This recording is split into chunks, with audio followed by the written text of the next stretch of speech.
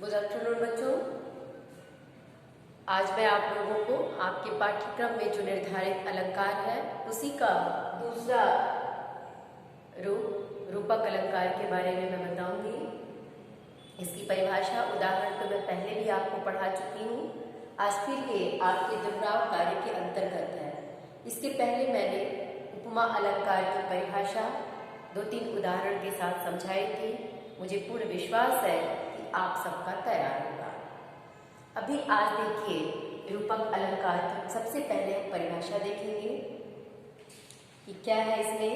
ये आपके अर्थ अलंकार का ही एक भाग है। अर्थ अलंकार का ही एक भाग उपमा अलंकार आप पढ़ी है। अर्थ अलंकार का ही दूसरा अलंकार है जिसमें आप रूपक अलंकार के बारे में पढ़ने जा रहे हैं। इसमें क्या है, इसकी परिभाषा क्या है देखिए। जहां उपमेय में उपमान का भेद रहित आरोप हो। भेद रहित आरोप का मतलब क्या है? जहां उपमेय में उपमान में कोई भिन्नता ही प्रकट न की जाए। इसका मतलब यही है कि जहां उपमेय में उपमान का भेद रहित आरोप होता है वहां रूपक अलंकार होता है। अर्थात जहां उपमेय में उपमान की कोई भिन्नता दिखाई न दे, नजर न आए, वहां रूपक अलंकार होता है। जैसा कि उदाहरण के द्वारा हम देखेंगे, चरण कमल बंदव हरि राई। उदाहरण है पहला कि चरण कमल बंदव हरि राई। अब इसमें देखिए उपमेय क्या है, उपमान क्या है। ये उपमा अलंकार पढ़ाते समय भी हमने आपको बताया था, जिसकी तुलना की जाती है। तो मुनि का पद उपमेय है और कमल उपमान है। तो यहाँ उपमेय में उपमान का भेद रहित आरोप है, इसमें कोई भिन्नता नहीं है। यानी मुनि का पद कमल के समान, माने कमल की तरह ही क्या है, कोमल है। ये पहला उदाहरण देखिए, चरण कमल बंदव हरि राई। यानी चरण कमल किसके, ईश्वर के चरण कैसे है, कमल के समान। यानी कमल की तरह ही उनके चरण है, इसमें कोई दोनों में भिन्नता नहीं है। तो इस रूप में यहाँ उपमेय में उपमान का कोई भिन्नता नजर नहीं आ रहा है, इसलिए यहाँ रूपक अलंकार है। वैसे दूसरा उदाहरण है कि मुनि पद कमल बन दो भ्राता। ये दोनों भाई राम और लक्ष्मण जब वन की ओर जाते उस समय जब उनके मुनि विश्वामित्र वहां पहुंचते हैं तो उनके कमल रूपी चरणों की वंदना करते हैं। तो यहाँ मुनि के पद जो उपमेय है, कमल उपमान है, दोनों में कोई भिन्नता नजर नहीं आ रही है। वैसे तीसरा उदाहरण है, भज मन चरण कमल अविनाशी। भज मन चरण कमल अविनाशी, यानी अपने मन को कहा जा रहा है कि कैसे चरण, कमल रूपी चरण। यानी यहाँ ईश्वर के चरण कमल के ही रूप में है, इसमें कोई भिन्नता नजर नहीं आ रही है। अगर आप ये जानना चाहेंगे कि फिर उपमा और रूपक में अंतर क्या है, तो इसको भी एक उदाहरण के द्वारा समझा देते हैं। जैसे एक उदाहरण और ही ये रूपक का ही है कि उदित उदय के मंच पर रघुबर बाल पतंग विकसे संत सरोज संग। ये आपका जो पढ़ी थी तुलसीदास की कविता, जनकपुर में राम लक्ष्मण, तुलसीदास की कविता आपके कोर्स में 10th में है, जो आप पढ़ चुकी हैं। उसी का पहला दोहा ये है कि उदित उदयगिरी मंच पर रघुबर बाल पतंग। ये उदयगिरी रूपी जब धनुष यज्ञशाला बनाई गई होती है तो धनुष यज्ञशाला को उदयगिरी पर्वत के रूप में बताया जा रहा है। ऐसा लगता है जैसे उदयगिरी पर्वत पर जैसे बालसूरी का उदय होता है, ठीक उसी तरह से उस धनुष यज्ञशाला रूपी मंच पर रघुबर बाल पतंग ने सूर्य। तो जैसे उदयगिरी पर्वत पर सूर्य का उदय होता है, वैसे ही उस धनुष यज्ञशाला में देखकर राम लक्ष्मण को ऐसा लगता है जैसे उदयगिरी रूपी मंच पर रघुबर बाल पतंग से राम और लक्ष्मण रूपी बाल सूर्य का उदय हुआ है, जिसको देखकर संत जनों के नेत्र खिल गए।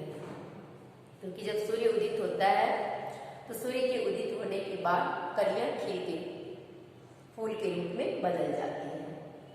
तो ये तो आपके तमाम उदाहरण रूपक के थे। अगर आपसे ये कहा जाए उपमा और रूपक में अंतर क्या है, तो जैसे देखिए ये सारे उदाहरण तो आपके रूपक के हैं। अब देखिए यहाँ एक उदाहरण उपमा का लिखना है कि पीपल पात सरिस मन डोला। यहाँ लिखा है पीपल पात सरिस मन डोला। केवल ये शब्द ही आ जाने से ये स्पष्ट हो गया कि ये उपमा अलंकार है।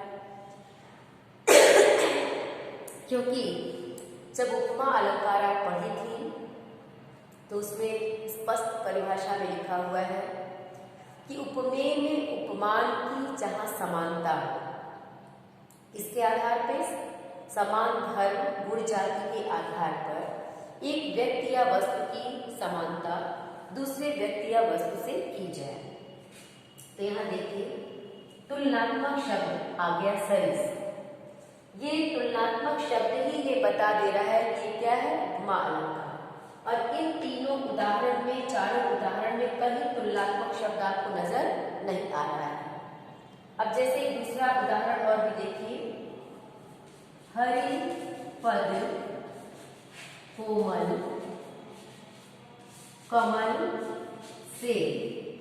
अब यहाँ भी देखिए उपमेय में उपमान की समानता प्रकट करने के लिए समानता वाला शब्द से आ गया। अब ये से शब्द ही बता रहा है कि ये रूपक न होकर के क्या है, उपमा है। आपको यही ध्यान देना है कि जहाँ उपमेय में उपमान की समानता प्रकट करने वाले शब्द सा, से, इव, समान, ये शब्द जहाँ भी आ जाए वो स्पष्ट रूप से हमें समझ लेना है कि उपमा है। और जहाँ उपमेय में उपमान की भिन्नता कहीं दिखाई ही न दे, अर्थात भेद रहित आरोप हो, दोनों एक दूसरे पे बिना भेद के आरोपित हो, वहाँ क्या होगा, रूपक अलंकार। तो मैं उम्मीद करती हूँ बच्चों आप इसको समझ रहे होंगी।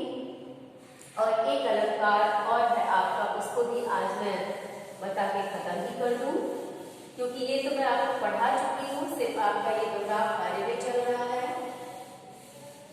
अब देखिए एक और रह गया, उपमा रूपक पढ़ चुकी है, उत्प्रेक्षा।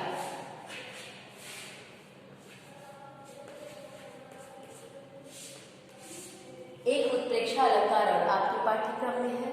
अब उत्प्रेक्षा अलंकार की परिभाषा क्या है, जहां उपमेय में उपमान की संभावना प्रकट की जाए।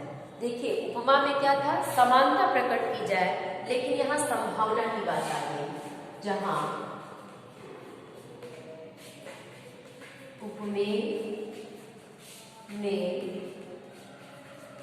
उपमान की संभावना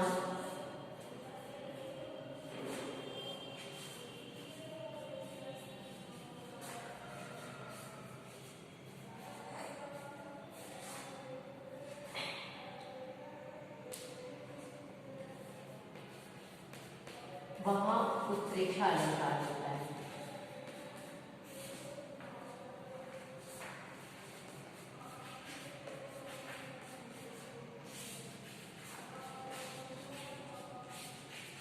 सिर्फ अंतर क्या है, देखिए उपमा में था, उपमेय में उपमान की समानता प्रकट की जाती, किसके आधार पे, समान धर्म गुण जाति के आधार पे।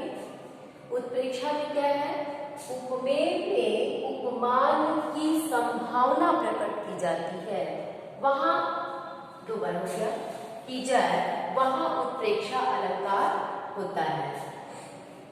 की जाए वहां क्या होगा, उत्प्रेक्षा अलंकार। इसके वाचक शब्द हैं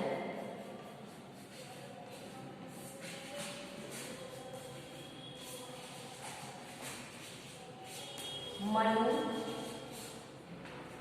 मानो, मनन, जनहु, जानो, ये इसके वाचक शब्द हैं। कहीं ना कहीं ये शब्द आपको मिल जाएंगे। देखिए उत्प्रेक्षा अलंकार में जहाँ उपमेय में उपमान की संभावना प्रकट की जाए वहां उत्प्रेक्षा अलंकार होता है। इसके वाचक शब्द मनु, मानो, मनम, जनम, जानो। कोई भी उदाहरण आप देखेंगे उसमें ये शब्द कहीं ना कहीं आपको आ जाएगा। जैसे एक उदाहरण मैं ये लिखती हूँ,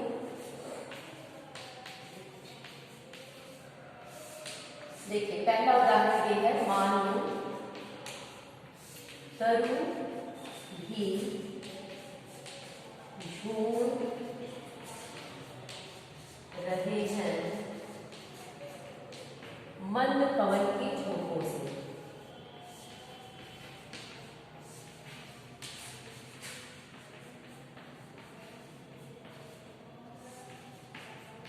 अब कैसे आप समझेंगे कि यहाँ उत्प्रेक्षा अलंकार है?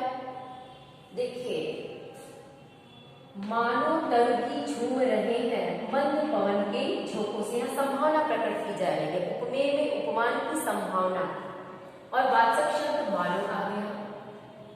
यहाँ वाचक शब्द क्या आ गया? मानो। ये मानो ही ये बता रहा है कि ये उत्प्रेक्षा अलंकार का उदाहरण है, क्योंकि परीक्षा में आपको केवल एक पंक्ति की कविता लिख दी जाती है और ये पूछा जाता है कि आप स्पष्ट करिए कि इसमें कौन सा अलंकार है।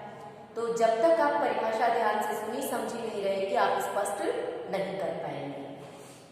तो ये मानो शब्द ही हमें ये बता रहा है कि ये उत्प्रेक्षा अलंकार है, क्योंकि इसी के द्वारा उपमेय में उपमान की संभावना झलक रही है। मानो तरु भी झूम रहे हैं मंद पवन के झोंकों से। अब देखिए दूसरा उदाहरण एक और है, मनम रंग निधि लूटन लागी। मनम रंग निधि लूटन लागी। अब इसमें देखिए क्या वाचक शब्द आया है? मनम। ये मनम बता रहा है कि ये क्या है? उत्प्रेक्षा अलंकार, क्योंकि इस मनम के द्वारा उपमेय में उपमान की संभावना नजर आ रही है। एक उदाहरण और मैं आपको लिखती हूँ, देखिए 3-4 उदाहरण रहेगा तो आपको समझ में आ जाएगा। शोभत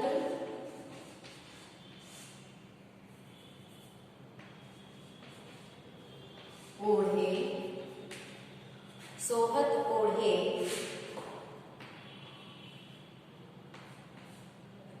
पीत पटु श्याम सलोने गात मनु नील मणि सैल पर, मनो नील मणि सैल पर आतप परेनु प्रभात। अब देखिए यहाँ एक उदाहरण ये भी है, यहाँ भी संभावना उपमेय में उपमान की संभावना प्रकट की गई है।